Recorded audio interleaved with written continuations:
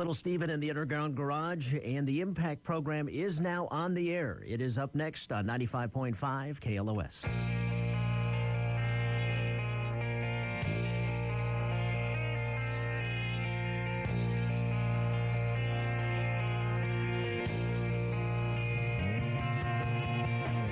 Madness and chasing the mundane, between the scarring of dreams, racing against daytime's nightmares, trying to put that bad road behind. Here it is, already tomorrow afternoon, while the clock claims it's still yesterday. Too many games played in too many heads, so many questions, but nothing gets said.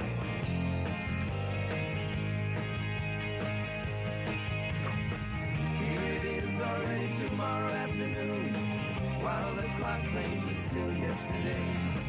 Too many games played in too many heads, so many questions, but nothing gets said. Fear teaches denial how not to think, distorting feelings as a way not to feel. The need to believe shoots up its fixed, scoring its promises when the lie doesn't work. With more tears in our eyes than stars, civilized cruelties disguise of rationalization, elitist class, racist, sexist rage, chains of freedom, and a crack in the Liberty Bell. Here it is, already tomorrow afternoon, while the clock claims it's still yesterday. Too many games played in too many heads, so many questions, but nothing gets said.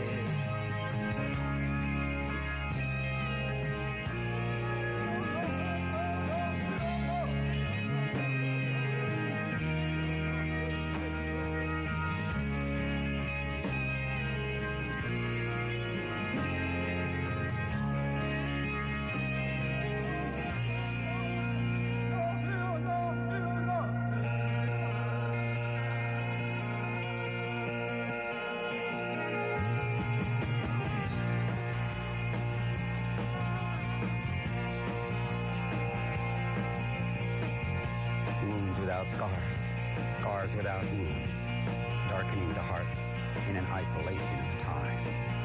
In the shadows, alone is the hunter. Love without love looks for love to survive. Madness in the sane art of insane. Could it be that just to survive or exist, when viewed through the prism of light, can be considered a lower form of life? It's already tomorrow afternoon, while the clock claims it's still yesterday. Too many games played in too many heads, so many questions, but nothing gets said. But nothing gets said. But nothing gets said.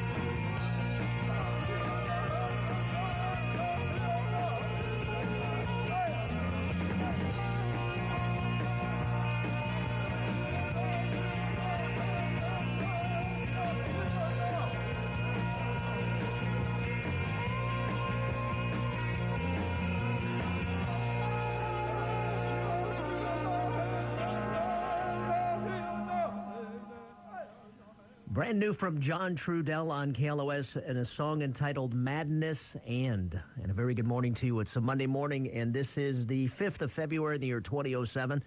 Welcome, and it's time for the Impact program. My name is Frank Sontag, and speaking of John Trudell, it is my good fortune to say good morning, or I guess good evening, to John Trudell. How are you, John? I'm good, man. How are you? I'm good. What did we just hear? What was that? Well, that was off of our new album. It's a 2-disc release, and Madness and is the first disc, and the second disc is the More Me's. More Me's as one word, the two, right? So it's Madness and the More Me's, and you just heard Madness and the title cut from disc 1. That's really good. It's different from some of the. I mean, I basically have heard all your stuff, but that's really different. You got a lot of harmonies and. Yeah, well, Madness and man, and most of the albums in my manner of fashion. I don't know about anyone else, but they're concept albums, and so I took on a real duo when I took on the concept of Madness and with the More Me's. So it took us 4 years to make these. Wow. Well, we'll talk about the new album, and also the main reason why I have you here, obviously, is to talk about the benefit concert coming up in a couple of weeks, which is Thursday night, the 22nd of February, at the Gibson Amphitheater with John Trudell, my in-studio guest, as well as Jackson Brown and Willie Nelson. It is the Give Love, Give Life Benefit for Ovarian Cancer concert. We're going to talk a lot about that tonight. So John is here. We're going to take a quick commercial break and be back with the interview. This is the Impact Program. Of course, you're listening to 95.5 KLOS. This is the Impact Program on KLOS, and as I said a few moments ago, I do have John Trudell in studio, and because we got on so late, I have to actually take another business break in about 5 minutes or so. So, John, you and I will just talk for a few moments, then we'll take another break, and then we'll be good for a while. It's good to see you, man. It's good to be seen. So, you have this new album that's been in the works for about 4 years, and we heard master cuts. So, how soon before we, the public, can get our hands on it? Well, I'm looking for maybe an Equinox, let's say an Equinox release, right? I think is the March the 21st or so. Because, what we're listening to now is the mastered disc, and it's for our reviewing purposes to see if we need to tweak up anything. And then we're starting to work on the stuff, the artwork and all that. So I think by March 21st, that's my date. Because I think the Equinox would be a good time. And you're going to do a little Northern California tour date, you told me off the air. Yeah, we're going to go do a couple of two-nighters, one in Laytonville, and then Fort Bragg and Larkspur. Do these little two-night shows. One is like on one night it's regular performance stuff. I mean, just how we would do our show. And then the second night will be more like an unplugged where we just kind of do it much more laid back. So people that go 2 nights in a row, they get 2 completely different concerts. Yes, they get 2 completely different shows. Well, I think I might have to fly up and come see you. Well, we need to try it down here. Absolutely. We've got just a couple of minutes before our next break, and I hesitate to get into anything at great length because you've been gracious enough to do my program. You've done a number of my programs over the years, and sometimes you've stayed here for a couple hours, and we've gotten into some pretty heavy conversations. Yeah. So I'm just kind of skirting the deeper issues for a few moments till we have some time. But talk just a little bit about the upcoming concert on the 22nd, which is about 2.5 weeks away. The Give Love, Give Life. And we're doing it as a fundraiser for the Women's Cancer Research Institute, headed by Dr. Beth Carlin out of Cedars-Sinai. And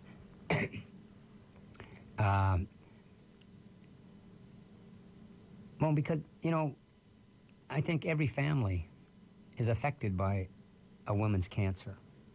One of the women's cancers. I mean, I've been personally affected by it. My mother died of it. I had a very a good friend die of it in 2002, and my companion passed of it here just recently. And so this is how I got involved in becoming aware of it's like an epidemic. It's more than about serious. Women's cancers are epidemic in this country. And so I got involved because of personal relationships. And as I come to understand, just how widespread that these cancers are, I started out with my companion. Well, we wanted to raise awareness, because a lot of women don't understand, certain basic steps that could be taken for at least early detection, which in this day and age, early detection sometimes can add a lot of years to your life. We're talking, in a year's time, for the year 2006, there was projected there would be 679,000 plus women's cancer, or cancer patients, women with cancer. And out of that, 290,000, almost 290,000 of those women will be specifically women's cancers. You know, and I haven't done the math on how that breaks down on a daily average, but, you know, 1,500 women a day die of this. You know, so it's 30,000 women a year die I think it's of ovarian cancer. In the concert, all the net proceeds are going to the Cedars-Sinai Women's Cancer Research Institute. Yes. All of the proceeds go for that. For those that haven't gotten their tickets yet, what's the easiest way to do so? Ticketmaster? Okay. Yeah, Ticketmaster. Yeah, that's what I know. Okay. All right, we're going to talk more. We have to take another break here, and then we'll be good for a good chunk of time. Again, the concert is Thursday, February 22nd at the Gibson Amphitheater. Ticketmaster.com, obviously, is the place to be. And it will be a wonderful night. We've got Willie Nelson, Jackson Brown, and my in-studio guest, John Trudell, for the Give Love, Give Life, a benefit concert for, again, Cedars-Sinai's Women's Cancer Research Institute. We'll get into the heart of the interview in just a few moments. This is the Impact Program on KLOS, and we will be right back. 1 o'clock in the morning, this is KLOS Los Angeles. By the way, the opinions expressed on this program are not necessarily those of Walt Disney Company, ABC Radio, or KLOS-FM Inc. Let me reintroduce my guest again. He is John Trudell, and John is a musician, a writer. How do we categorize you and label you, Mr. Trudell? You can't. You don't. Right? Well, what we heard a number of minutes ago, the cut from your new album, from your double album, for those that have never heard you before, it's not your general thoughts about music, it's spoken word. Yes. And it's a different type of spoken word. It's your voice to electric music, at least on this album. Yes, the format is I write the lines, and then I give it to the music writers, and they write the music to go with the lines. So basically, it's created so that everything comes from the words. It isn't, the music never comes first, the words come first, and then, so I write, like the song we just did, Madness And. So I wrote the lines to Madness And I gave it to Mark Shark. And then Mark, he lived with those lines for a while, and then he came up, this is the music that he brought. So the music comes out of the poetry or the lines. That's just the way it's designed. It's always been that way from the very beginning.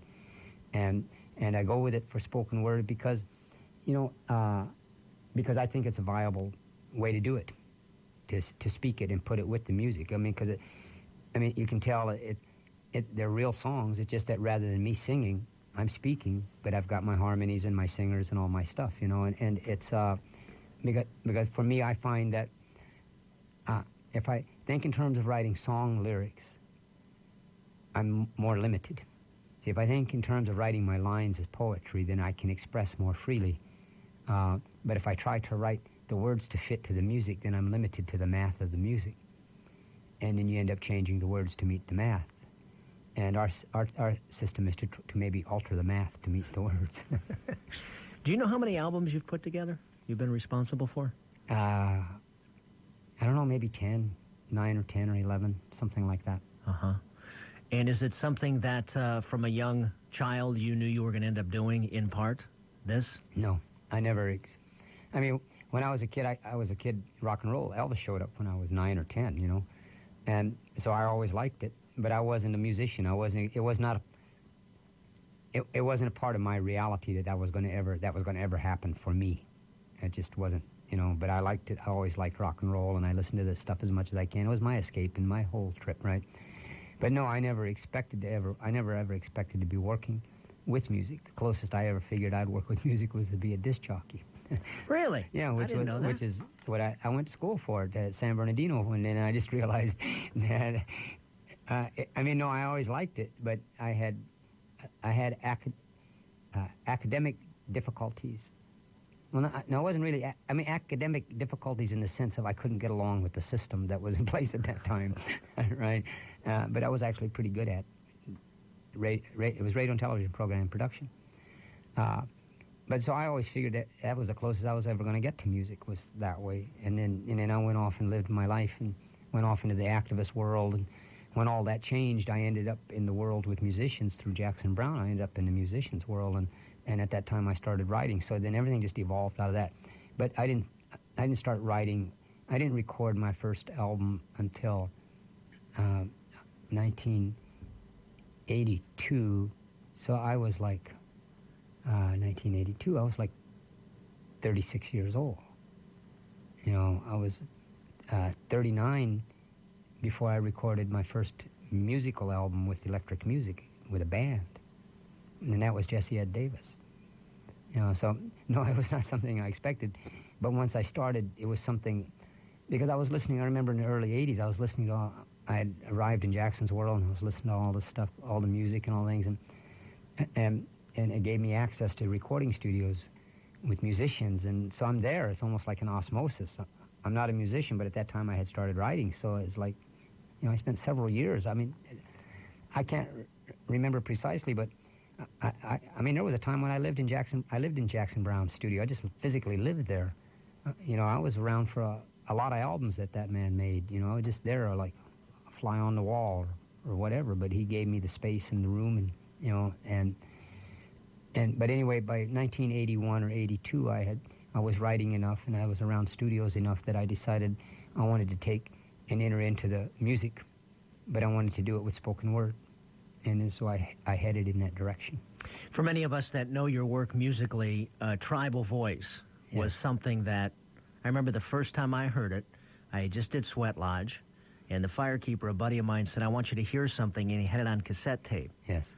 And he threw it in, and I thought, is this from the Sweat, or what's going on here? I'd never heard anything like it in my life.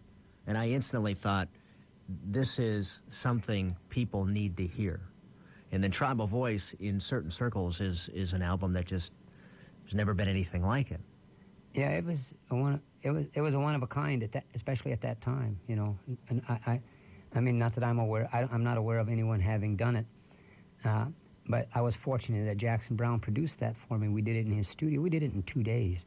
You know, we went in his studio and did it. And I was fortunate in that I had access to the technology and the quality to make a good album. You know, and I was very fortunate in that. Now, this latest album, you said it's a double album. What's it about? Madness and, you know, figure it out. I know you know what Madness and is. I know everybody knows what a little bit of madness is. And the more me's. And again, I think we all have our own hit on that too, because I think we all have many me's, a lot of me's in us. You know, I mean, I just think that I don't necessarily subscribe to Western psychology that we have one personality and many moods. I think we have many personalities, you know, and that's what's messing up what the Western world is trying to just have one personality, not accepting, balancing the reality of who they are. Did you know this album was going to be a double album? Yes, but here's why. Because we recorded, I got the money to record Bone Days, right, in 2001, so we recorded, I mean, anyway, I just was fortunate that I had enough, I recorded it for less than 25 grand. So I was fortunate, and I didn't have any money. I didn't know how I was going to record this album, and then Angelina Jolie showed up in my life, and in the way it worked out, she executive produced that album for me, so I could go in and make my album, and then, so we made that, and then we released it in 2002, and in the fall of 2001, after Bone Days was finished, the 9/11 attack, and I wrote a song. So I had to write this song. I had this called "Face on God," and putting a face on God, and so I recorded that one individual song, and then no place to put it, but recorded it, and then in January 2002. There was this movie, Once Were Warriors, this Mel Gibson movie or somebody. But anyway, I don't know how my name got drawn, but I was offered to go see it and maybe write some music for it. So I wrote this song called "Broke the Light." They didn't use it, they didn't take it, but I really like the song. I think it's really a good song, and so it gave me the opportunity to record it, just to make it happen, because I was trying to get this gig, so to speak. But it, you know, and then it was after that time then that I realized that the name came. That Madness and the More Me's. It would be 2 albums because I didn't have enough money to make 1 album. So I thought, well, why not? If I don't have enough money to make 1, I might as well not have enough money to make 2. And started off on the trip, and it took 4 years because this one here, I did it myself. I had to work and find work, raise some money and go in and record. I mean, that's my usual, how I've always basically done it anyway. So I had to go back to that system. And I try to average 1 every 2 years. So, I'm missing my average a little bit, but I'm coming up with a double disc, so I'm almost still on track. But Madness and the More Me's, it just seemed to be an appropriate title. You have also dabbled in the world of acting. Yes. How'd all that happen? I don't know. Well, So you didn't necessarily study, you didn't go to acting school or do any of that? No, I didn't. I started in college. I dropped out of college, but my major was radio and television programming and production. When I realized that wasn't going to work out, but it had to do with attitude about what they expected me, the way I viewed it, when I left that, it was because I had worked for this job, student job, and I didn't get it. But I earned it. I earned it. And they gave it to somebody else because of interdepartmental politics, And then when I complained about it, in the end, their answer, they knew that it was wrong. But in the end, their answer was, well, that's the way it is in this business, and you just have to learn to accept it. And I just thought, no, I don't have to learn to accept it. So I was no longer interested in it. And then I started to take an acting class, theater arts class, and then the Alcatraz occupation, the activist thing came along, and so I just dropped out and I went that way instead. And I enjoy the acting. I really like it. But I'm not really an actor. An actor is like a plumber. They got to take every job, or like a dentist. You got to take all the jobs. Whereas, that's what an actor is. Me, I like to act and I enjoy acting, but there's some acting, there's some stuff I'm not interested in. I don't even want to think about it or deal with it. So nobody's going to knock down, not going to beat any, there won't be any beaten path to my door because, right? So, but every now and then something comes my way, but I like it.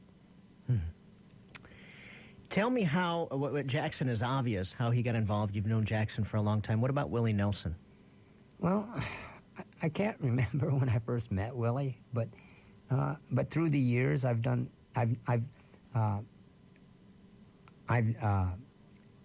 on some bills with him in a larger context, where there's a whole lot of artists, but I've been, and I think, 94, 95, sometime we did a Farm Aid. So I've known him in some kind of a way through the years. And then my oldest daughter was his nanny for 2 or 3 years, So she's a part of their family in a different way because they're still all connected and good friends and things like that. So it's just like we're kind of distant relatives. When I did ask him to do this concert, there wasn't no hesitation. He said, yeah, it's worthwhile to do it. So, and same thing with Jackson. Went to them and talked to them, and they were right on it. Because a part of the idea for this show is that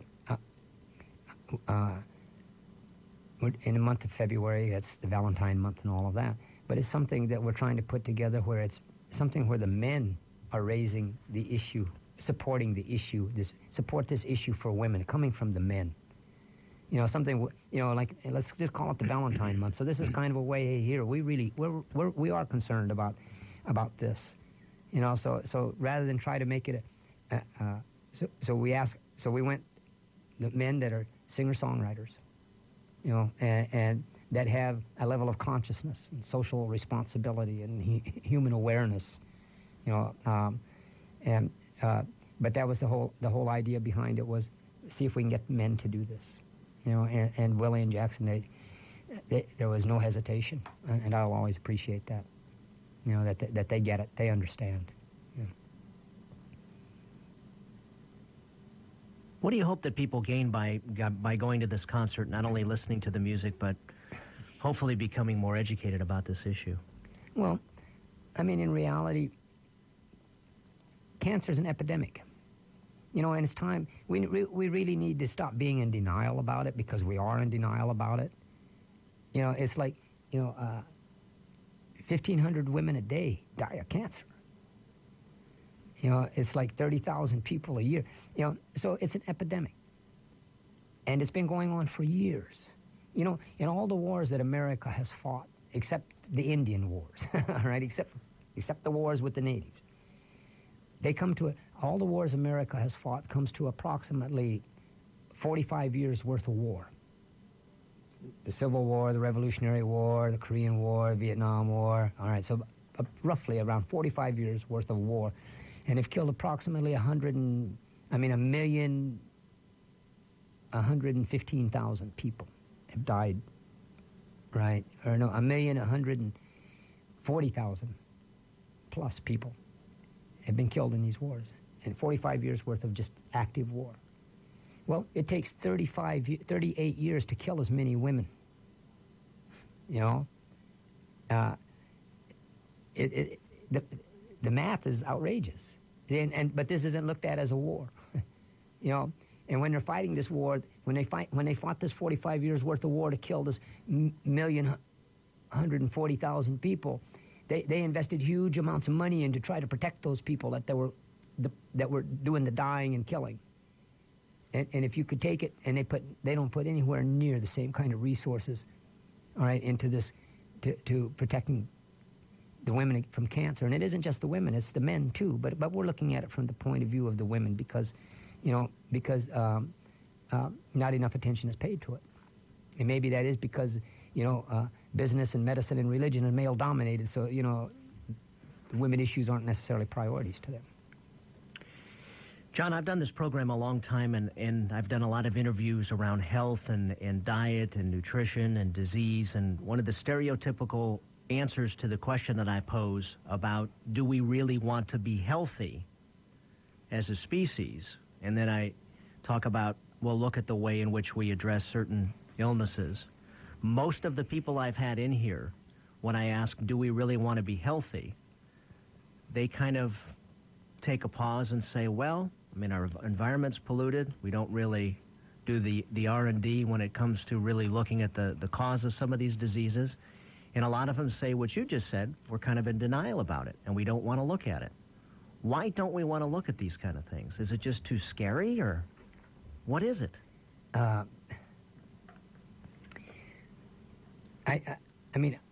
don't know if it's about scariness. I think it's about just plain old distraction. We're distracted by our fears, our insecurities, or whether they're emotional insecurities or whether they're physical insecurities about, am I going to be able to pay my rent? But I think that we're distracted. We as a society, we're not a thinking society. We're a society that has been programmed to believe. We've not been taught to think. So this helps to further complicate the situation, because America is not a thinking society. America is a believing society, and you can't really you cannot think and believe simultaneously. It's just not possible. All right, because beliefs are based upon programmed, reacted thought. All right, thinking is based upon thinking, active. So you can't think. So if you believe something, then you won't think about it beyond the definition of your belief. See, so you're not really thinking about it. See, so we haven't been taught to think. We've been taught to emotionally react to our fears and our things, and they throw all this confusion at us all the time. So we don't understand the serious. So we don't, as a society, we don't understand we don't understand what it means to be a human being anymore. So therefore, we're not perceiving reality as the way human beings should. We participate in this reality with the wrong identity, with no understanding of self. And so because of these kinds of issues, I think it's just difficult for us to recognize the reality, whether it's about health and cancer or whatever it's about. It's very, very difficult because they keep throwing more and more confusion at us. One of the topics that seems to fall in line with that, and it has been becoming more pronounced in my world and my circles, is global warming. Yeah. You know, this is going on, and yet some of the authorities say, well, yeah, it just might be natural causes here, and let's not really be too concerned about it. And the liberals or whoever, they're just unhappy people trying to stir it up. You know, those environmentalists are just troublemakers, if you will. Yeah, well, I think the whole idea of the global warming, you know, when I look at it, the global warming situation, you know, in a way, it's like, here's health. That's a woman's health. The earth is the mother, you know. So it's a woman's health issue there. I mean, reality of it. And if we're not going to recognize that reality, it makes it difficult to recognize the reality of women's health from the human form level. But when I think about all of this, however it's interweaved in, is those of us. See, I think that the problem exists that no one wants to really take responsibility. Now, and I mean that in the sense, well, the people that could care less about what happens to the planet, the people that are the causers and creators of the global warming, because for the profit motives, well, they're not taking responsibility. Those of us who oppose them, right? Well, it's convenient for us because we have someone to blame, right? But you know, but see, for there to be solutions to any of this, someone has to step up and start taking responsibility. Now, the people who oppose global warming, you know, I mean, CDs are made out of, and we're all in this. Me, I'm trying to sell music, right? All right, we're all in this. But CDs are made out of petrochemical products. We've been programmed, we have been programmed to be fearful and insecure and to overconsume, to try to fill these holes in our soul by overconsumption. We've been programmed to behave in this kind of a way. You know, so the deal is we're not really taking any responsibility and looking at how we're participating in the contribution to global warming because it's convenient to have an evil corporation to blame. But that evil corporation is making products that we buy. So if we really want to seriously have to deal with the issues of global warming or any other issues, we have to learn as individuals to take responsibility, all right, for our participation in what is going on. You know, we can't, who are we going to blame? Blame is useless. Blame is truly, truly useless. It's the most useless thing, and one of the most useless things in the world is to blame somebody, because it's not going to change anything. You can play the victim that way. Yeah, that's right. See, then it's a form of denial. See, but it's about taking responsibility. You know, I mean, for us as, you know, but like we were asking earlier about how come are we afraid to look at our health? See, the deal is we're just confused. We're disoriented. We're not in our right minds as a society, and we're not. We view reality through all these distortions of fear. We don't see anything clearly. We don't understand the power of our own intelligence. We do not understand how to use our intelligence. We do not understand how to create. We do not understand we have the ability to create solutions to every problem we're confronted with. But we don't understand that we have the ability to do it. We don't take responsibility. We don't take responsibility for our intelligence. We don't respect our intelligence. You know, and see, so this is what is the greatest confusion that we're having to deal with. Because I know in our hearts, all right, and in our brief coherencies, we all want it to be better. We all want life to be better, but you know, it's like in America, it's like I hear this. You know, sometimes I just anyway, my madness and part.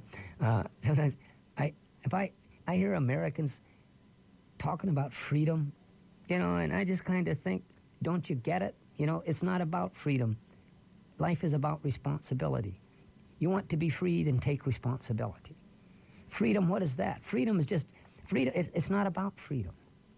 All right? Actually, freedom is the opposite of responsibility. I was one of those, I grew up in a generation pushing for my freedom. You know, that was the sloganeering and stuff. But at some point, we need to slow down and look at things clearly and coherently and think about this, because I don't think that life is about freedom. I think that life is about being free. And I think there are two different dimensions. the reality of being free versus the illusion of freedom. Because I'm in this freedom society, all right? And in this society of freedom, I mean reality. How many people truly, if freedom represents being free, how many people truly have freedom in the sense that they know they're going to have economic security, know that their health needs are going to be, you know. See, if to me, you can't, if you live fearful economically or religiously or politically, then that says that's what freedom is. Fear. It's an abstraction. It's an abstraction that they keep us turned against each other with. It's like in my generation, in my generation, the 60s, we could pat ourselves on the backs because we brought a different value system and we wanted things to be different and all this and that. But in the end, when you cut right down to the chase on it, see, we never led any responsibility parades. We were all followers in the freedom parade, all right? And look at the mess. The mess has gotten worse. So somewhere in here, maybe life is about responsibility and us being willing to take responsibility for our own individual participation. My in-studio guest is John Trudell, and we're going to open the phones in a little while. If you have any questions or brief comments for John, we'll field a few calls in a little while. So the relationship of freedom versus being free, it's ironic, I guess, in a way. There's a listener that I talk to from time to time that I make mention of my spiritual teacher, and this listener is taking a look at how to get free, if you will, and I was looking up one of his books tonight. It's on being free, how to be free. Right. And this idea of really taking a long, hard look at belief systems and being responsible. It's all similar to what you're saying on the air right now. Yeah, But here's the crux. Here's where I'm going. To be free and to be responsible, one of the byproducts to get to that place, it takes work. It takes a certain amount of work. Willingness to be honest, courageous in yourself, take a look at, to actually take a long, hard look and attempt to find out who you are. Maybe not work, maybe courage. What does it take to take that path of responsibility? It takes making a decision to do it. Okay. That's what it takes. Okay. It takes making the decision to do it. Because what's missing is clarity and coherency. Clarity and coherency. We're not using our intelligence clearly and coherently, and we're not. We use our intelligence chaotically, which is the chaos is based upon our fears and our insecurities. Am I good enough, or do I How do I look? How do I look? That's right. All right. See, so we use our intelligence chaotically. We don't use it clearly and coherently. But it's a decision that one has to make. If we make the decision to seek clarity and coherency, if we make the decision and then act upon that decision, then we will find clarity and coherency. It's inevitable. It will happen, but it's a decision we have to make and then an action we have to take to head into that direction. It's like anybody, all right, if somebody has a hobby or they go to their job, let's use a career. See, so somebody, they decide that they've decided what they want their career to be. And once they make that decision, then they go to school or they go to on a job, they go do what they have to. They make the decision, this is going to be the career they want to follow. So they go and they tell their intelligence they want to follow this career. So then they go and they take the steps and actions that are necessary for them to be able to learn how to have that career. See, I know that we have the ability to focus and make a decision and head in that direction. See, but nobody goes around seeking clarity and coherency. We don't make the decision that we want to do that. And I think that, and spirituality, everything. We are spirits. You want to find your spirituality, then recognize yourself. You want to find spirituality in the world, recognize yourself. You are a human being. Being spirit. Human being spirit. We are human beings. We don't have to search for spirituality. We have to recognize it. We are spirits in human form. Just like there are spirits in everything, but we cannot recognize spirituality if we don't recognize ourselves. We are human beings. And we are human beings, and we have the power of intelligence. And being as we're in the form that we are, and with this power of intelligence and with the form that we're in, see, we can create in the natural world the way no other living being can. We have these abilities to create, all right? And we don't understand that about ourselves. That's the real, you know, that's the mental health problem that affects all of us. Yeah, but there was a time that we did. Yes, there was a time that we did, but it got programmed out of us by those who would. It just got. Actually, I think civilization is what programs it out of us. Because see, somewhere in there, however civilization spreads, what it does is it suppresses the perception. It suppresses the human being's ability to perceive reality as a human being, and replaces the human being's ability to perceive reality as a victim, or a nationality, right, or a class. But it does not about perceiving reality as a human being. See, that ability gets suppressed in our consciousness, and we don't really recognize that we have it unless we take the attempt to recognize that we have it. If we make the decision to recognize. But spirituality, if we can't recognize, see, if we don't respect ourselves, then how can we respect anything? It's hollow. If I don't, you know, it's all hollow. Spirituality is about recognizing we are spirits ourselves, and when we recognize that we are spirits, all right, and we use the power of our intelligence, all right, in a clear and coherent way, then we will create clarity and coherency. The power of our intelligence, how bad can you make yourself feel with your fears and your doubts and your insecurities? And how does that affect the people around you? That's power. Now that power could be used in a much more clear and coherent way. And the irony of it is, when people sit around feeling depressed and it's affecting the people around them, their mindset is that how powerless they are. And they're sitting around making themselves feel miserable and affecting all the people that are around them, make them feel miserable too. That's power. You know, so it's about making it, but that power plays out like that through an incoherent, chaotic use of our intelligence. So just think, if we took and used our intelligence as clearly and coherently as we can, what could we create with that power? So it's about responsibilities, and our Creator gave us intelligence. So if we want to show spiritual respect, if we want to show spiritual respect to anything, we should thank our Creator for, every day we should thank the Creator for life and intelligence. If we don't thank our Creator for life, if we can't thank the Creator for life every day, all right, and if we can't thank the Creator every day for giving us the gift and protection of intelligence, if we can't do that, all right, then we can't find ourselves. Not going to happen.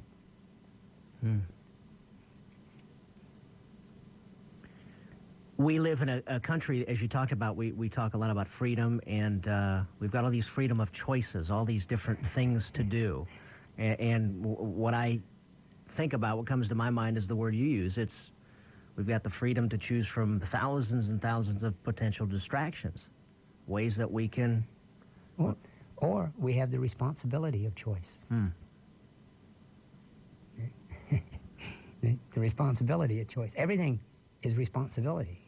See, it's interesting how they've twisted it to make us chase an abstraction of freedom, but in reality, life is about responsibility. This is what this whole spirituality, this is what it's all about. It's about responsibility. Life is not about freedom. It's about responsibility and being free. Freedom's a prison, and it is, because it's a mental prison. Because if I sit here and say I believe in freedom, and it's for real, then the pedophile has the freedom to be a pedophile. Because who am I to say they don't have that freedom if I say I believe in freedom? So freedom's an abstraction. You can never find a common balance because it's such an abstraction.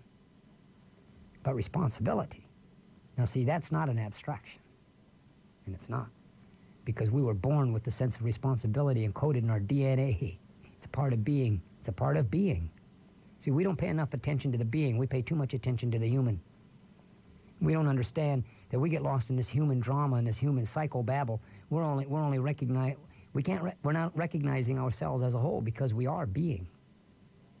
This is a spiritual evolution that we're involved in, not a human evolution. Right? We're involved in a spiritual evolution through eternity in the evolutionary reality. This is a spiritual.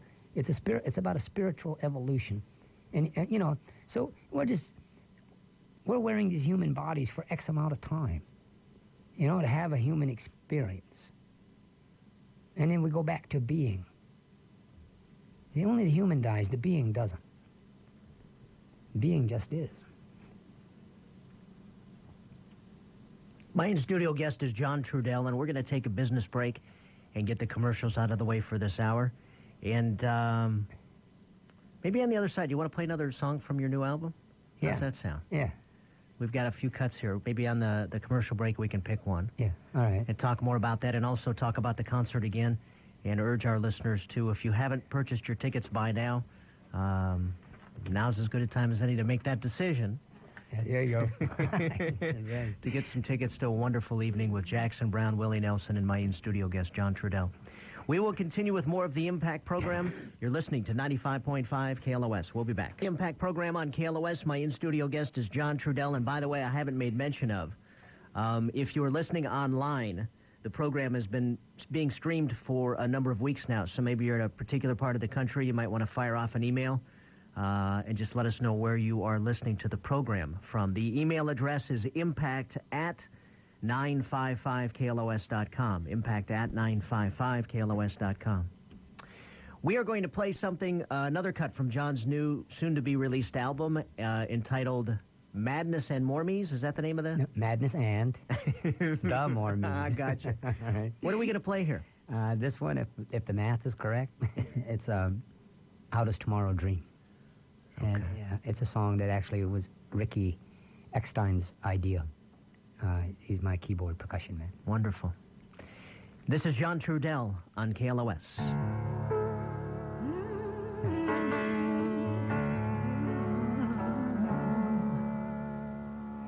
In humanity's name, at the altars of life, in the temples of greed,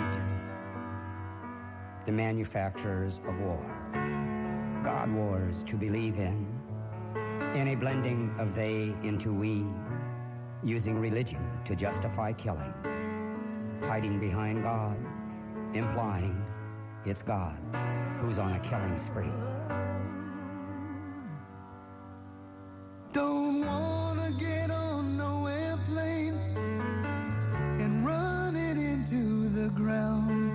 Don't wanna start no fire and burn this world down. Don't understand what we're doing here. Doesn't make much sense. For love of God and oil.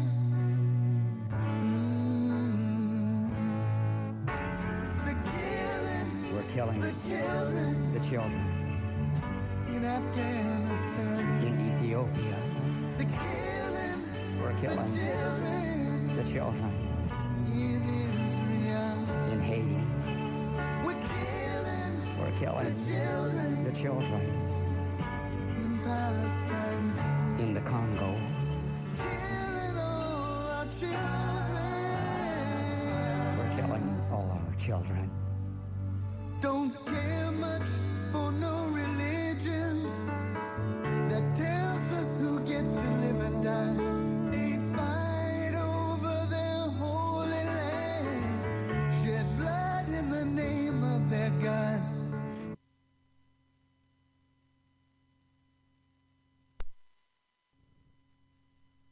Studio guest is John Trudell. We're going to take a few calls here, and because we got on rather late, things are a bit unorthodox in terms of the time of taking calls. So if you're listening right now and would like to call in, I ask that you do me one huge favor. And that is, if you do want to get on the air with John, have a clear idea of what it is you want to share, or if you have a question, be brief about the question. We'll take a handful of calls here, and then we'll play one last song from John's soon-to-be-released album, and then that'll be it for this section of the Impact program. So if you'd like to be on the air with my guest, John Trudell, if you have any questions or brief comments, you can call 1-800-955 5567, 1-800-955-KLOS. And if you call right now, you will get through, and we'll take a few calls on the air. In fact, we've got some people on hold already. You want to talk to a few of the listeners? Let's go for it. Okay. And when you get on the air, just give us your first name and where are you calling from. And you are the first caller. What is your first name and where are you calling from? Tracy, and I'm calling from England. Tracy, you're on the air on KLOS with my guest, John Trudell. Thank you for calling. Hi, John. Hello. Tracy. I just happened to be listening to you on the way home from work, and you just touched my soul. Like the guy said, I had to pull over and listen to that song. It was absolutely wonderful. I so touched bases with you. Oh, thank you. Definitely. And Thank you. I just turned 45 a couple of days ago, and people are going, what are you, 31? It's like, no, I am 45, and, you know, I got lots of memories. There you I don't go. want to be called 31. I want to be 45 because I've lived them, enjoyed them, and I'm carrying on. And I just want to say thank you. No, thank you. Thank you, Tracy. Appreciate the call. You are the next caller. What's your first name and where are you calling from? Hi, my name is Louise. What's the first name? Louise. Louise? Yes, You're on the air on KLOS with my guest, John Trudell. How are you, Louise? pretty well. Thank you. I just want to say thank you for doing that opportunity to the people to help on this event that John Trudell is putting together. And I would like also to contribute. I don't know if somebody is doing the video of this event. I did some concerts at this Gibson Amphitheater for the Spanish community, and I own a video production truck, so I would like to offer the services of the video, that event. I'll have to check into that because I'm not sure if we're, if in this particular agreement, well, anyway, I'm not sure if we're doing the video stuff on this one. But you know, because I don't know what the protocol is there. Luis, what you can do is you can contact me through my webpage Yeah. and leave me your info. I think I have your card at home somewhere, but leave me your information again, and then I'll pass it along to the people that are in the decision-making process, and if they want to use you, obviously, they'll give you a call. Well, I just want to make sure that I want to donate my services, you know. Yeah. I have like a video production that I do video award shows for the Spanish community, and Yeah. I worked there before, and I know that I know the location pretty well, and I would like to make clear that I want to contribute. You know, I want to donate my service, and it's not only myself and the equipment; it's also the whole crew. That we are like 15 people. You know. Yes. So Yep. I just want to make sure that I believe that this video it could be used to raise more money. You see what I mean? For Yeah. like in the form of DVD or put it in a TV station, and you know. Well, we run into a lot of technical aspects, though, of just being able to, because you get into sound quality. I mean, because I don't know what could be done with the performances themselves, because Jackson and Willie are donating their time and doing this for free. But I don't know about working, if we have enough time to work out details with record companies and the things just, see, so it gets into a whole thing. This is why I'm just saying I'm not sure what's going on, but if you get in touch with Frank, and then he'll pass the information on, and then we'll have a way for you to reach us. Yeah, Luis, just drop me an email at franksontag.com. You know my website, and I'll look forward to hearing from you, and it's good to hear from you this morning. Thanks for the call. We got a couple more calls here. What's your first name and where are you calling from? Hello, Frank. It's Jess. How are you, sir? I'm well. How are you? Is it Jess, you said? Yes, sir. You're on the air on KLOS with John Trudell. What's going on, Jess? Mr. Trudell. How are you? I'm good, man. Well, I tell you, 1984 is George Orwell. The Big Brother was the television. Now, do you feel that, you know, life is imitating art, so-called art? You know, I mean, what kind of information? We're in the state of information with computers, but what kind of information are we getting? 50 years ago, we heard about something and it took a while. Now everything's at our fingertips, at our visual. And since you sing, how important is auditory? And I'll let you gentlemen go. Thank you. Well, I'm not sure I understand the question, but what kind of information are we getting? Basically useless information, you know? And I don't know if it's life imitating art or art imitating life. The only way that I really look at it is that there's just this whole predatory energy going on, and it's continuing to do what it was doing 50 years ago, only now it's more efficient at it because we do have computers. But they're telling the same lies through the computers that they told through radio, or that they told through the telegraph, or they told through the newspaper. So, I mean, it's just all an illusion that we're being fed. And so I think it's always been George Orwell. I think George what George Orwell was talking about. They were dressed as pilgrims back in 1520. I just think it's the same gig that's always been going on. Only the technology, the terminology, and the generations change, but the behavior pattern of the predator energy itself remains the same. Would you do me a favor and just, if you can, for a moment or two, clarify the difference between, and you've shared this on the program and in some of your writings, the notion of we think of people in positions of power in the government, and you clarify it as authority. It's not power. Could you do that for me? Yeah, well, we are ruled and governed and exploited and manipulated by authoritarian systems, but not they're not powerful systems. They're authoritarian systems that have the means of violence at their disposal, all right, to wreak violence. But power is something that is... We're programmed to believe that if we get money, the more money we get, the more powerful we are. But in reality, the more money we get, that gives us access to authority. We're programmed to believe that the bigger the military or the more violent the gun, that makes us powerful. But in reality, that's just access to violence. It's access to authority, but it's really not about power. Power is the power of our intelligence. Power is when we use our intelligence to feel depressed and we make ourselves feel terrible and it affects the people around us. That's power. Power is about our intelligence. Power is about energy. Power is not about a structure or a man-devised authoritarian system. Power is in how we perceive reality. Power is based upon how we use our intelligence. Power emanates from us. These other things are access to authority, and in some way, to me, the fact that these authoritarians behave the way that they do, it tells me they have an absence of power. That's why they must use their violence. That's why they must use their lies. They must use their deceit. They must use their manipulations because of an absence of power. But because a person is violent and authoritarian, that's just all that they are. They're violent and authoritarian. That does not necessarily make them powerful. You are the next caller. You're on the air on KLOS with my guest, John Trudell. What's your first name and where are you calling from? My name is Armando, and I'm calling from Colton. Armando, you're on the air on KLOS. Thanks for the call. Good morning, John. Good morning, man. I remember you way back from San Bernardino Valley College. I went to the program at the same time you did. Oh, really? Yeah, back in, I think it was about 68. I was there. I started in February of 68, and I think I got out of Dodge by by November of 69. Yeah, I remember you left then during the activist times up in San Francisco, and I followed your life since then. It's a really heavy story. Yeah, well, I lived a life, or I'm still living it, but... The question I have for you is, I have a friend who shares your last name, Trudell, and we've always, I've talked to her about you at times, and I've often wondered what the heritage or lineage of your last name is. Well, I mean, I'm native. I think it's a French name. I mean, I'm going to take that guess, but I'm a Dakota or Santee Sioux. Well, I'm a mixed blood, but the Trudell name came out of the Dakota side, so I don't know where, but I don't know where it came from. I mean, it was my grandfather's name, right? But I don't know if it was his grandfather's name. Okay, John, I've listened to your music over the past years, and I've really enjoyed it, and thank you for taking my call. Thanks, man. Thank you, Armando. Appreciate the call. You are the next call. What is your first name and where are you calling from? My first name is Carrie, and I'm calling from Lakewood. Hi, Carrie. You're on the air with John Trudell. Hi, John. What an honor it is to speak to you.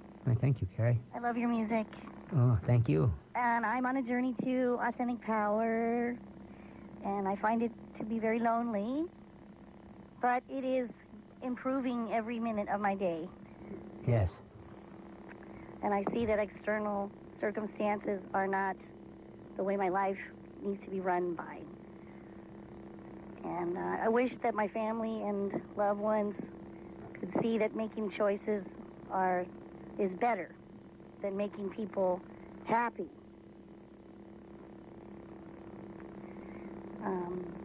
Any words of advice while I continue on my journey? Yeah, it's all right. Well, let's go with the happy word. We can't make people happy. And don't look for people to make you happy. Reality is we have to make a peace with ourselves. accept ourselves, and make a peace with ourselves. And then once we have done that, then we can find happy with other people. But we can't make other people be happy, and we can't go to other people to make us happy. There's a peace and a balancing of our own. We just need to center ourselves, and when we center ourselves, then we will find the happiness or these other things that we seek. I thank you for your words of wisdom and love. Thank you. God bless you. Yes, Good thank night. you. Thank Yes, you good for the night. call. We'll take one last call, and you're the last call. What's your first name and where are you calling from? My name is John. John, you're on the air on KLOS with my guest, John Trudell. Hi, John. My last name, I'm calling from Northridge, just for you to know, Frank. I didn't put that part in. Thank you. Earlier in the show, I don't remember when I turned it on, you were talking about women's health issues as being the key of, I guess, what you're doing now. Yes, well, yeah, well, The point I want to make, you were talking about, are we in denial? The question was, are we in denial? What is it? And the thought occurred to me that if we question even just, and I think it's good to focus on one thing, like women's health and cancer in particular. You question that, and then you start to question the environment that might help cause the cancer, then you not only have to take care of the women, then you have to take care of the environment. And yes, blame is not a good thing. I mean, it doesn't help anything, but realizing who's responsible or how much each of us is responsible. What I'm saying in short, in the end, taking one topic, you end up having to question everything and taking responsibility for everything. and, A society does. yes, I guess that's more of a comment. yes. That's the thought that went off in my head during the discussion. Well, that's good, because it is about taking responsibility. If we take one responsibility for one thing, it's good if it helps lead us to taking responsibility for other things, because life is about responsibility. John, I thank you for the call this morning. We appreciate hearing Yeah, from thank you, man. I was so grateful when you called a few weeks ago. We kind of have this cycle of lose touch for a while, Appear and disappear. appear and disappear, appear.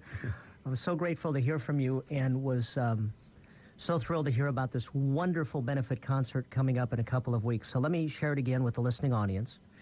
It is Thursday night, February the 22nd, starting at 8 o'clock. We heard the opening act is pretty darn good, so best to get there early. At the Gibson Amphitheater at Universal City Walk, you'll hear John Trudell, Jackson Brown, Willie Nelson, and 100% of the net proceeds go to the Cedars-Sinai Women's Cancer Research Institute. So it sounds like a great time, and obviously all the funds raised go to a very worthy cause. If you'd like to get your ticket, the best way is Ticketmaster.com, and we look forward to seeing you on this special night in a couple of weeks.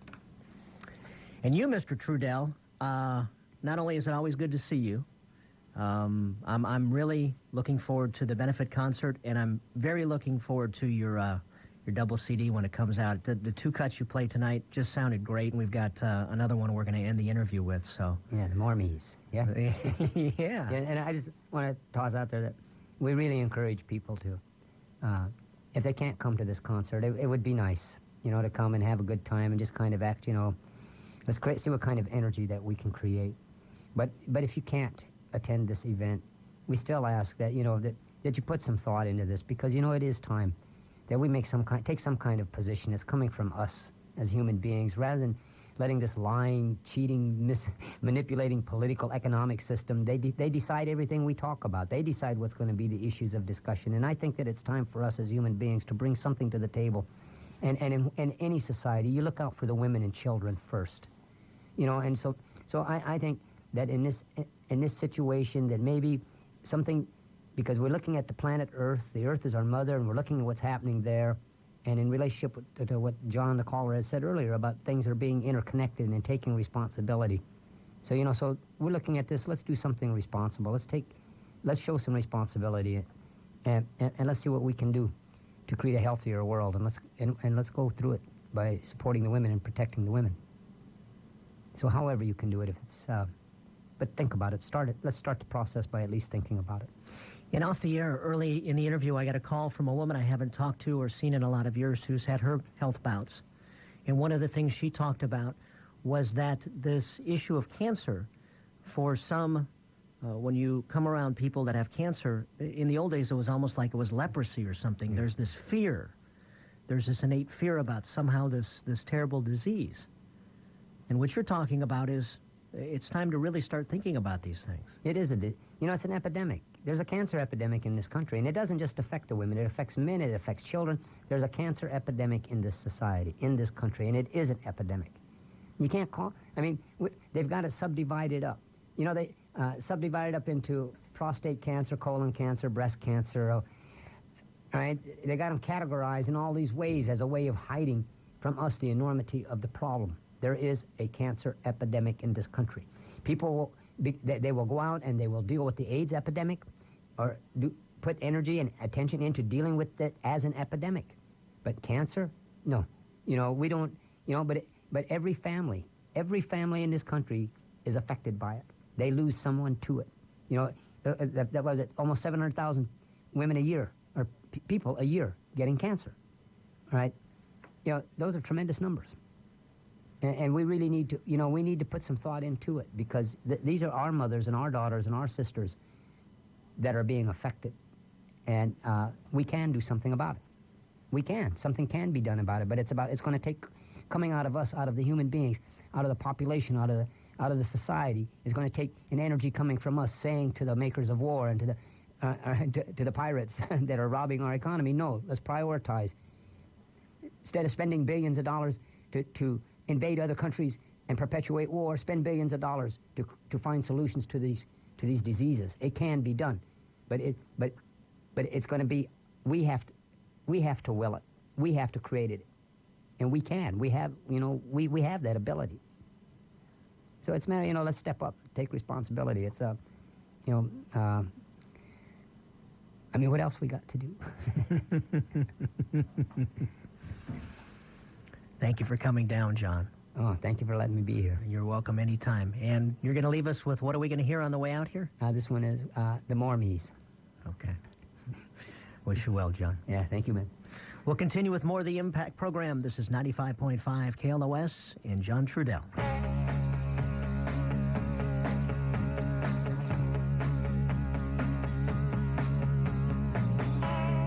There's me. There's the other me. There's another me. And then there are the more me's. We've all got a domino to play. So we've been trying to work it out. We don't know how your life turned or what all that means. But me and the me's, we're not going back. We've already seen what we couldn't do. 80 skeletons in our closets. Our own private stash of bones. That scream with no choice. There's no scream like the next scream. Reducing the present into nothing, while eternity is now, not then. Who's divided into what? And how many does that mean? There's love that loves, love that fears, love that possesses, love that needs proof. Where's the love that accepts, love that likes, love that cares? There's no forgetting some realities. Destiny threw at us. Fate wasn't much help with its way of loading the load when we didn't have any say, and it was up to us to carry it.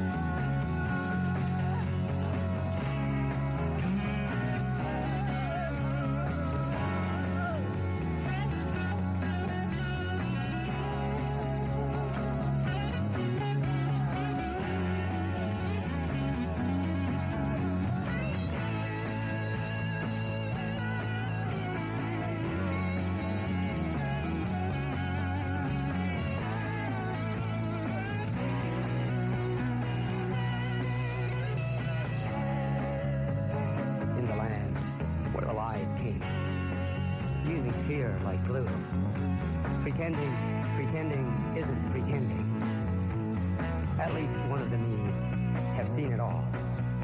Each and every one of us wants the glory, but not a one of us likes the way we fall. Praying is a way of walking when staying isn't an option.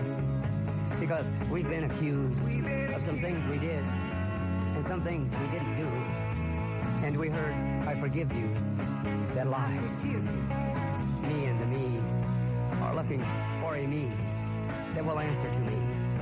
So far, there's no me who will.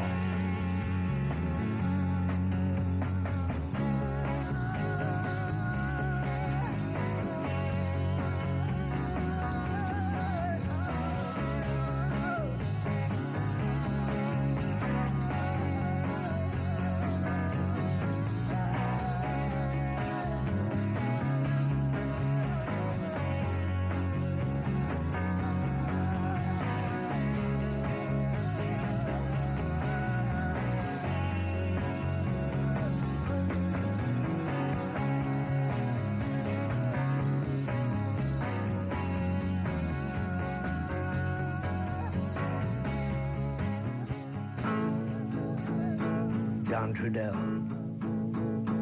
wild American, you're the one they never tamed, 'cause you stood your ground and they could not make you change. You're the warning they still don't understand. Watch your back now, they'll kill you if they can. When they burn your brother down in the name of freedom, I don't care if that's left or right, it's wrong. If that's all they can do, then you don't need them. You're the one wild American. Steve Earle, I remember it was something that you said. Put your picture in the paper and a price upon your head. You said, brother, if you really give a damn, just remember, we're all sons of Abraham. Sing a sadder song of freedom, slowly sinking with the sun, waiting for a burning star to lead 'em. You're the one wild American. Sing a sadder song of freedom, Merle Haggard, slowly sinking with the sun, Willie Nelson. Heroes happen when you need 'em. You're the one wild American.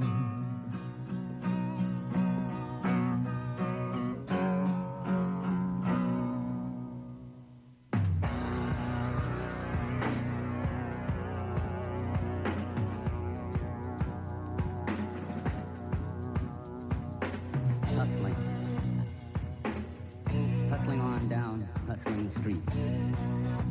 Rag man, rag woman, paper bags full.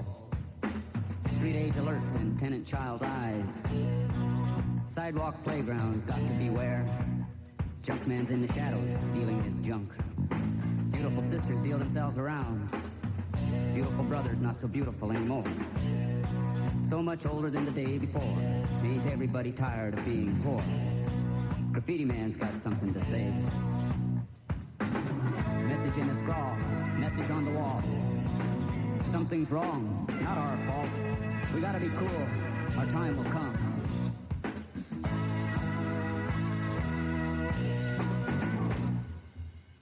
Open spaces and shopping center walls. Middle class man, middle class land. Clean enough to be a family affair. Nice place to take wide-eyed child. Controlled climate, temperate zones. Neat little shops all laid out. Everything for sale by cash or plastic. Price not negotiable, but payment is. Different junk man, different junk. Spend some money, buy some more. Graffiti man's got something to say.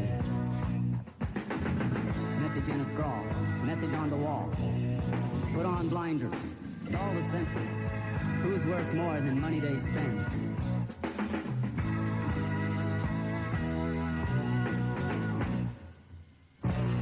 Skyscraper buildings, corporate corridor, office suite, executive board. High finance, big businessman suit, not stained by sweat or blood. Using money like perfume water. Sophistication smiles hide stain and decay. Realistic decisions in columns and ledgers. Dividing profits among themselves. Spoils of war are spoils of war, says Junkman, owner of the junk. Graffiti man's got something to say. Message in a scrawl, message on the wall. Down with bosses, no more bosses. Something's gotta change, something's gotta change.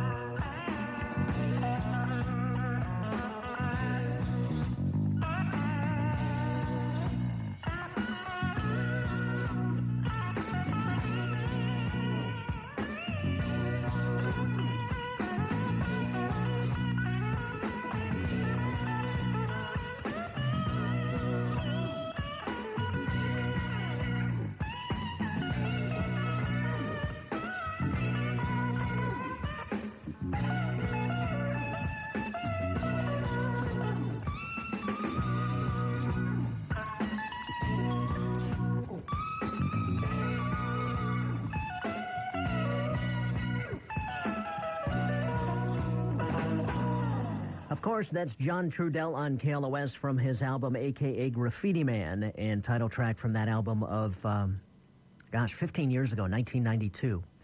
We also had Chris Christopherson from his most recently released album called This Old Road and Wild American, and we begin with another cut from John's soon-to-be-released album. I believe that song is called The Mormies.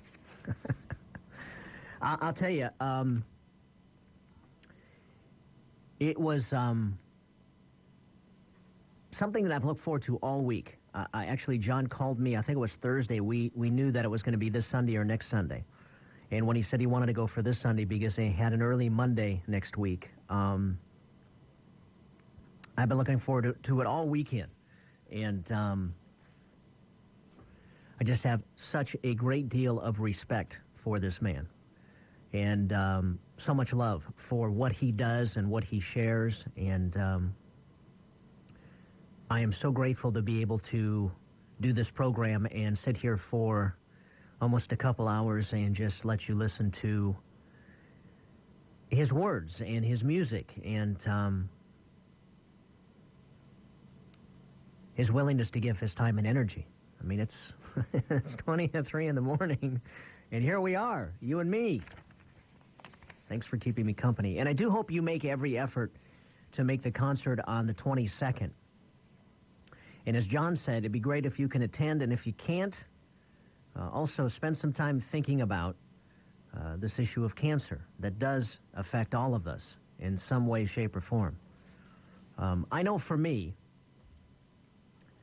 it is something that when I hear the word, it elicits a certain amount of fear inside me. And I know that fear is about a bit of ignorance. Oftentimes that's part of what the fear is. And also, up until this point, not willing to pursue the thought about what that's about.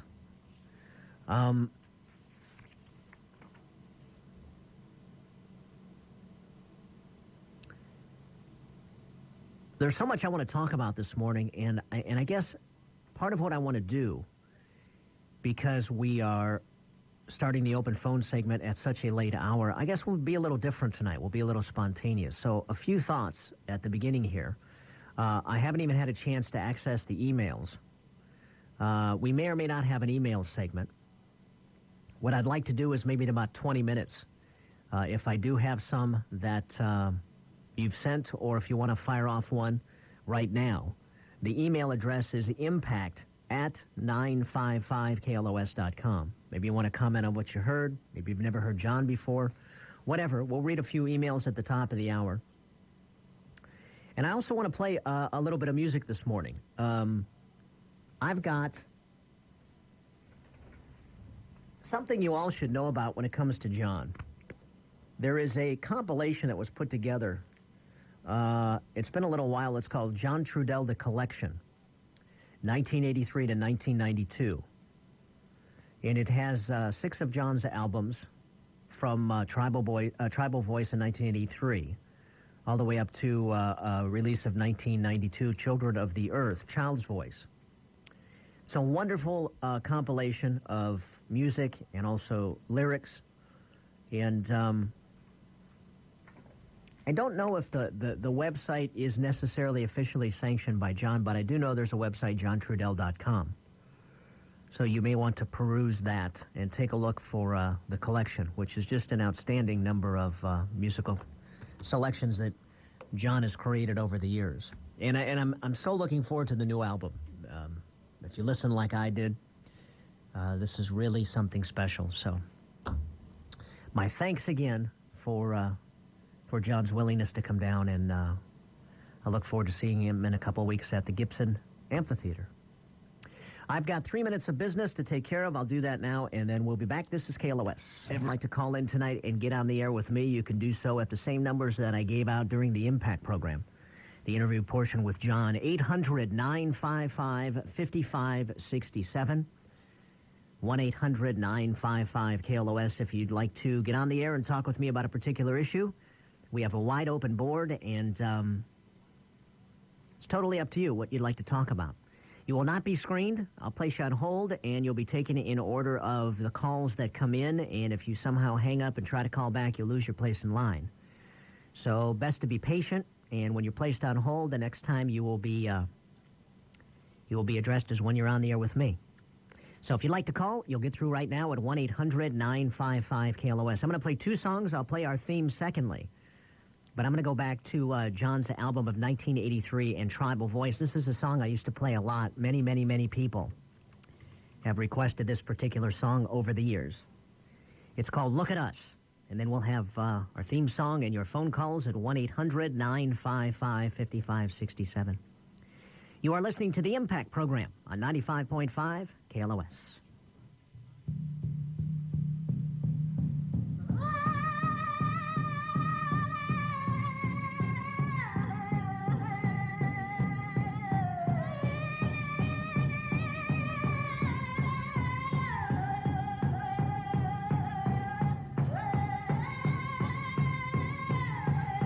At times they were kind, they were polite in their sophistication, smiling but never too loudly. Acting in civilized manner, an illusion of gentleness, always fighting to get their way. While the people see, the people know, the people wait, the people say, the closing of your doors will never shut us out. The closing of your doors can only shut you in. We know the predator. We see them feed on us. We are aware to starve the beast is our destiny. The times they were kind, they were polite, but never honest. We see your technological society devour you before your very eyes. We hear your anguished cries exalting greed through progress. While you seek material advances, the sound of flowers dying carry messages through the wind trying to tell you about balance and your safety. But your minds are chained to your machines, and the strings dangling from your puppeteer's hands, turning you, twisting you into forms and confusions beyond your control. Your mind for a job, your mind for a TV, your mind for a hairdryer, your mind for consumption. With your atom bombs, your material bombs, your drug bombs, your racial bombs, your class bombs, your sexist bombs, your ageist bombs, devastating your natural shelters, making you homeless on Earth, chasing you into illusions, fooling you, making you pretend you can run away from the ravishing of your spirit. While the sound of flowers dying carry messages through the wind, trying to tell you about balance and your safety. Trying to isolate us in a dimension called loneliness, leading us into the trap, believe in their power, but not in ourselves, piling us with guilt, always taking the blame, greed chasing out the balance, trying to isolate us in a dimension called loneliness, economic deity seizing power, through illusions created, armies are justified, class systems are democracy, God listens to warmongers' prayers, tyranny is here, divide and conquer, trying to isolate us in a dimension called loneliness, greed a parent, insecurity the happiness companion, genocide conceived in sophistication, technologic material civilization, a rationalization, replacing a way to live, trying to isolate us in a dimension called loneliness.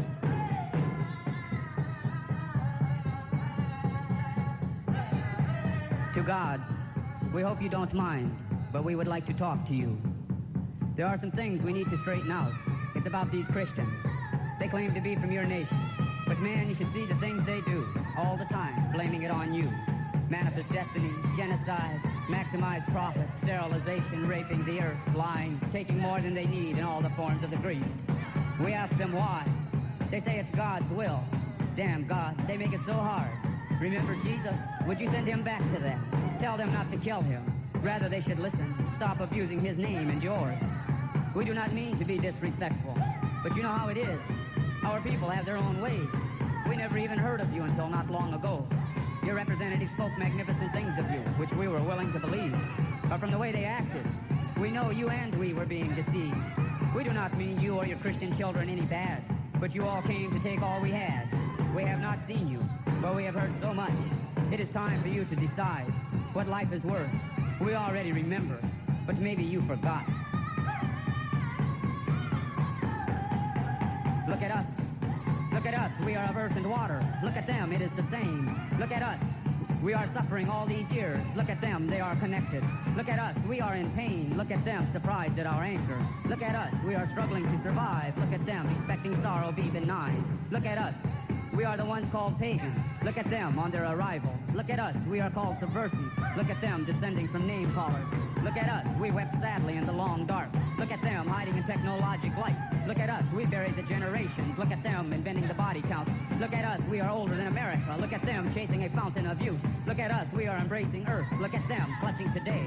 Look at us, we are living in the generations. Look at them existing in jobs and debt. Look at us, we have escaped many times. Look at them, they cannot remember. Look at us, we are healing. Look at them, their medicine is patented. Look at us, we are trying. Look at them, what are they doing? Look at us, we are children of earth. Look at them, who are they?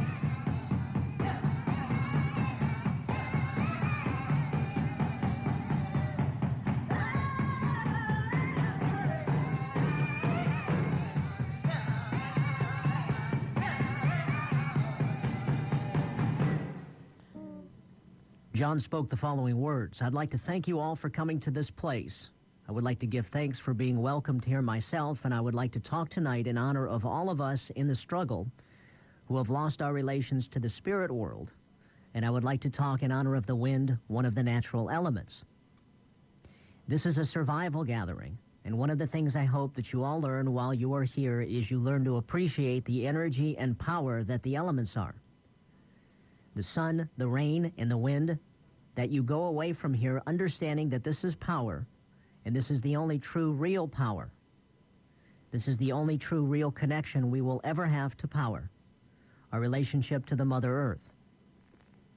We must not become confused and deceived by their illusions. There is no such thing as military power. There is only military terrorism. There is no such thing as economic power. There is only economic exploitation. That is all that it is. They try to program our minds and fool us with these illusions so that we will believe that they hold the power in their hands, but they do not. All they know how to do is act in a repressive, brutal way. Power. We are a natural part of the earth. We are an extension of the earth. We are not separate from it. We are a part of it. The earth is our mother. The earth is a spirit, and we are an extension of that spirit. We are spirit, we are power.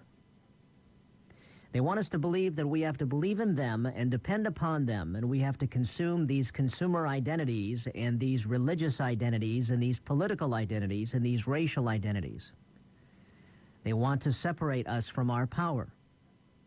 They want to separate us from who we are. Genocide. Genocide is just an intellectual way of saying murder. Because we live in a so-called civilized, industrialized world, and because this world is allegedly civilized and allegedly has laws, they can't go out and call an act of murder murder anymore, so they call it genocide to throw another illusion in our eyes.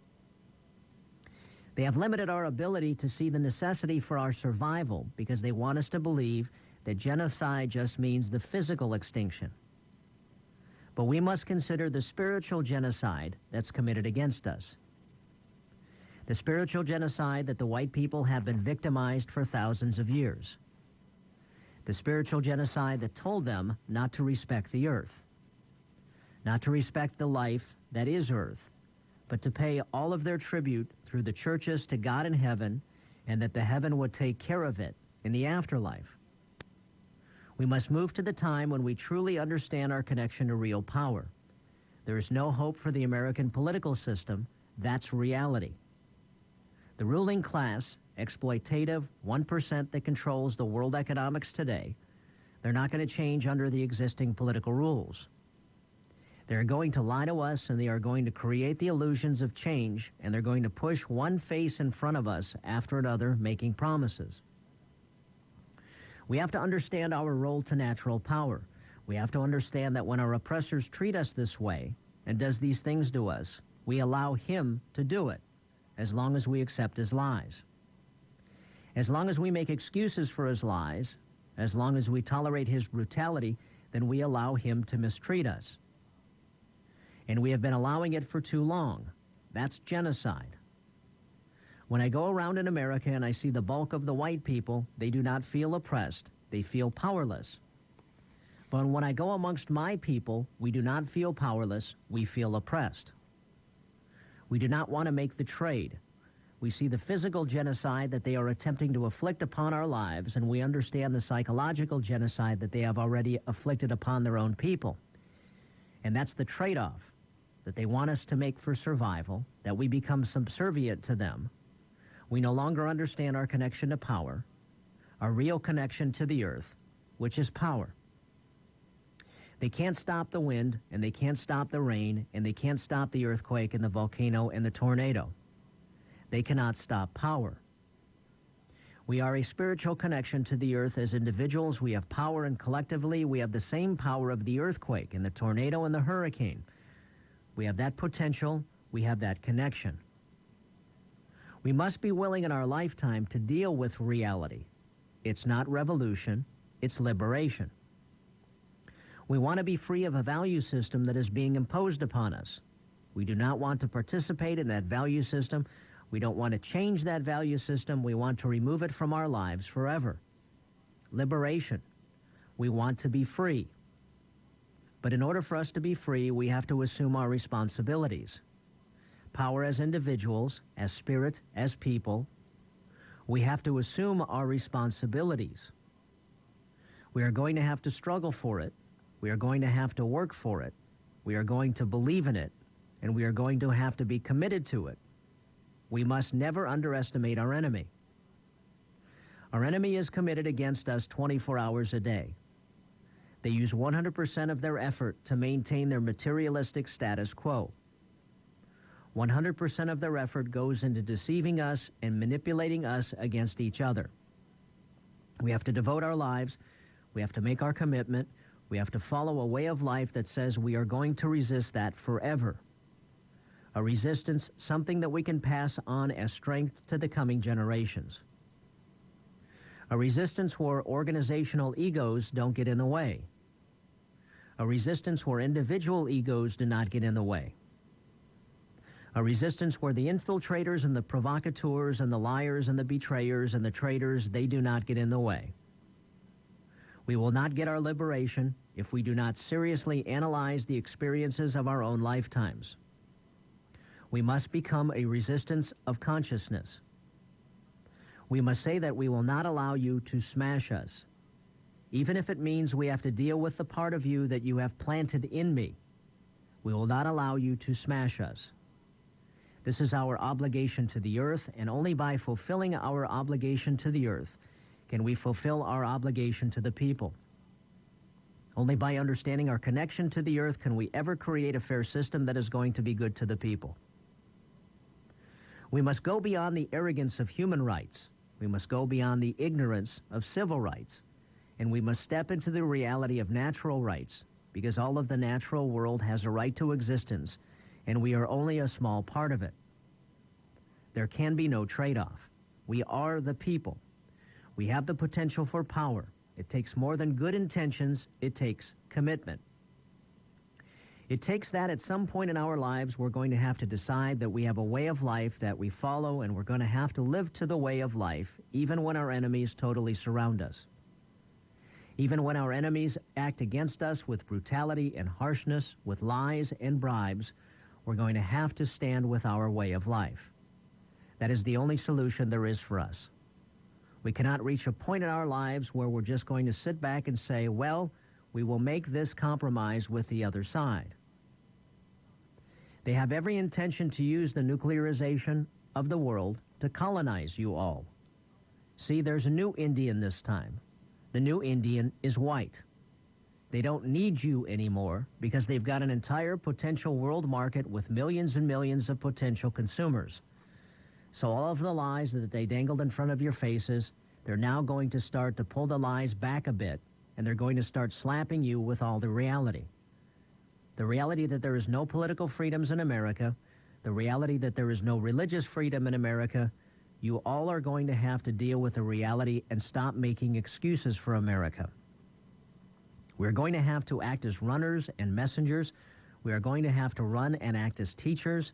We're going to have to talk to all the people that will listen to us about what it is we believe, what it is that we know to be right.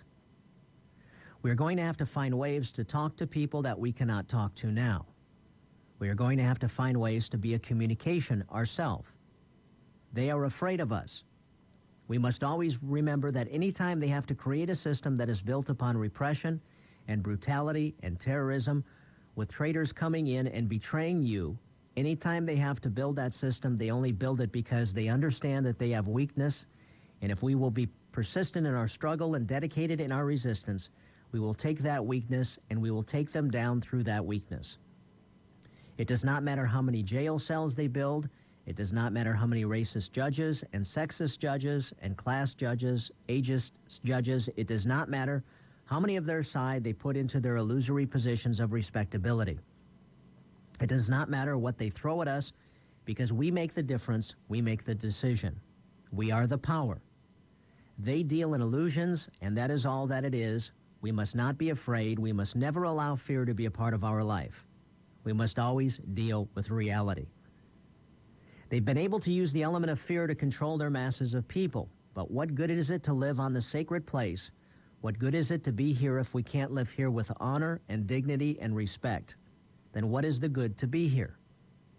Because we are not here for our own purposes any more than